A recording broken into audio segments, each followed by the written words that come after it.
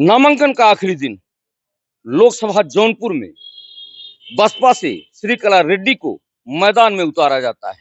उसके बाद ऐन मौके पर श्रीकला रेड्डी धनंजय का टिकट काट दिया जाता है और रात में ही बसपा सुप्रीमो मायावती का फोन आता है कि श्याम सिंह यादव पुनः चुनाव मैदान में लड़ने के लिए कमर कसे और श्याम सिंह यादव सुबह तैयारी करने में लग जाते हैं।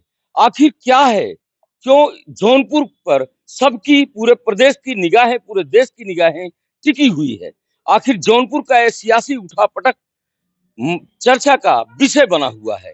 अब देखना यह है पूर्व सांसद श्याम सिंह यादव पुनः चुनावी मैदान में आकर बाजी मार पाते हैं या नहीं मार पाते। अब तो यह भविष्य के गर्त में है।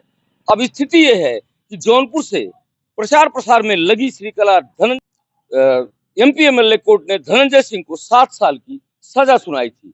धनंजय सिंह जेल से रिहा होने के बाद यह कैसा चुनावी उठापटक हुआ कि टिकट ही काट दिया गया और वही टिकट पूर्व सांसद बसपा श्याम सिंह यादव को पुनः दे दिया गया।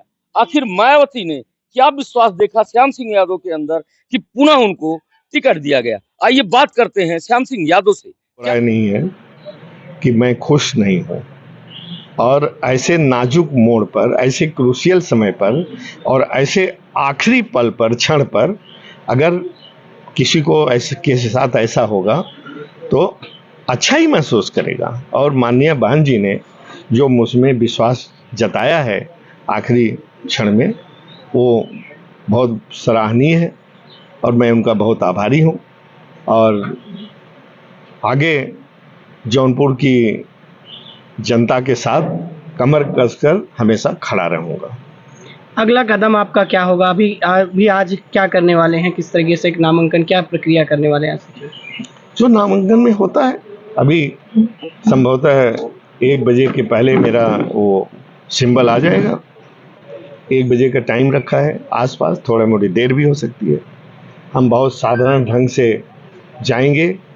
वैसे तो मेरे को टाइम बहुत कम मिला कि मैं बहुत फौज फाटा जुटाऊं, सैकड़ों 150 गाड़ियां, लेकिन अगर टाइम भी होता तो भी मैं नहीं जुटाता, क्योंकि मैं बहुत सरल और बहुत साधारण ढंग से अपने नॉमिनेशन को करना चाहता हूं और जौनपुर की जनता को इस बात को भी समझना चाहिए।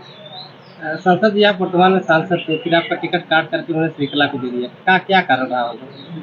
नहीं, मेरा टिकट, इसके पीछे एक बैकग्राउंड है। मैं खुद चुनाव लड़ने का इच्छुक नहीं था। आप लोगों ने अभी कुछ महीने पहले मेरा प्रेस कॉन्फ्रेंस किया था और मैंने खुलेआम सरेआम डिक्लेयर किया था कि मैं अगला चुनाव नहीं लड़ूंगा, बशर्ते कि यदि कोई आदमी मुझ पर भरोसा इतना जताए कि जोर देकर कहे कि चुनाव लड़ना है। बीच में कहीं कुछ किसी ने भरोसा दिया था, लेकिन वो भरोसे पर मैं तैयार भी हो गया था मन ही मन, और काफ़ी अंदरूनी तैयारी भी की थी, लेकिन वो भरोसा मेरा टूट गया। क्या घटनाक्रम हुआ जो आपको एकाएक टिकट मिल गया? कैसे हुआ ये सब और क्या करते हैं? ये घटनाक्रम जानना। नहीं, घटनाक्रम की जहाँ तक बात है, कोई घटनाक्रम नहीं हुआ। अगर आप मुझे विश्वास करते हैं, हर बात मैं सही बोलता हूँ। मैंने कहीं किसी को सिफारिश नहीं की कि मुझे टिकट दिया जाए। आप इस पर विश्वास करें या न करें, मैं आज सुबह बाहर निकलने वाला था, बल्कि वरुणा से मेरा रिजर्वेशन था। सुबह चला जाता मैं और लखनऊ से फिर मैं चला जाता बाहर बॉम्बे। लखनऊ में कुछ काम था, लेकिन रात को मैं इसलिए जल्दी सो गया था कि 5 बजे उठ करके ट्रेन पकड़ूं।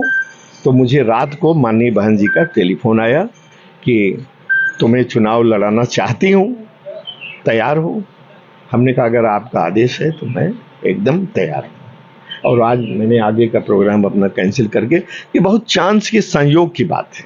बसपा को बीजेपी की बी टीम कहते हैं लोग, और ऐन वक्त इस तरह से टिकट बदल देना, जिस तरह धनंजय सिंह आए थे, एक लहर सी लग रही थी कि बीजेपी का वोट कट रहा है। आप क्या लगता है, आप भी काट पाएंगे? आप कहते हैं, लोग कहते होंगे, लेकिन मैं तो ऐसा नहीं मानता। ठीक है, बसपा पिछली बार भी मैंने जीत दर्ज की थी जौनपुर की जनता की बदौलत। सपा गठबंधन। हाँ, और देखिए मैं कहता हूं कि इस बार भी एक ज्योतिषी की भविष्यवाणी है कि अगला एमपी, वो महीनों पहले कह दिया था कि अगला एमपी जौनपुर का आपको ही होना है देख करके। तो मैंने कहा जब मुझे टिकट ही नहीं मिला तो मैं एमपी कैसे होऊंगा?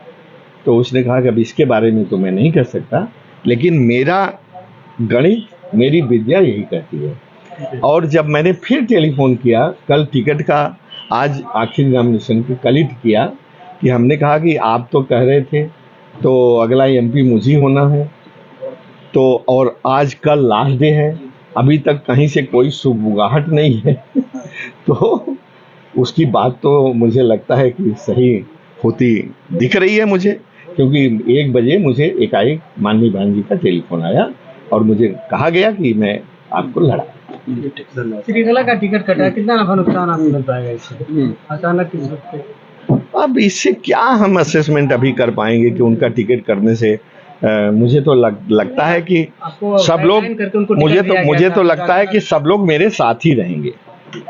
क्या इसका भी लाभ मिलेगा? कोई बहुत जरूरी फोन है।